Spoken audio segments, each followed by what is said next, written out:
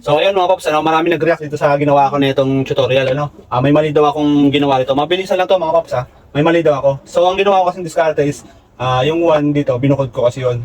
Pero ito, sige, isasama na natin, para maging tama na, So pag galing mo dito sa figure of 8, umikot ka na dito sa figure of 8, di ba? Umipat ka na dito sa kabila. Ngayon, unang banat mo niyan, pag ganito.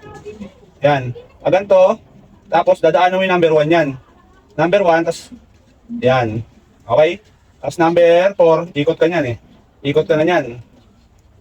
Yan. Pupunta ka ngayon sa number 1, Sa number 1. Ito kasi yung nanano ko dyan kasi pag sinulatan mo yan, malilito yan sila. So ito, sige, para lang maano nila, Ay, yan. So ito ito yung unang ikot sa number 1. Ang ikot mo sa number 1, pa ganito. Galing ka sa kaliwa, pa kanan. Okay? Number 1 yan. Tapos, pagdating mo sa number 1, ikot ka sa number 2. Ang ganito naman ang ikot sa number 2. Yan, number 2, pa ganyan. Tapos ang number 3 mo, dito ka galing. Ayan, pa ganon. Tapos, pagdating mo sa number 3, number 4. Ito naman, Ikot sa number 4. ganito.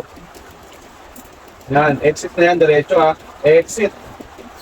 Exit na yan, palabas na yan, diretso na yan. Tapos, so yun lang mga paps, Yan, sana mapanood nyo to. Shoutout nga pala kay Jevlog PH.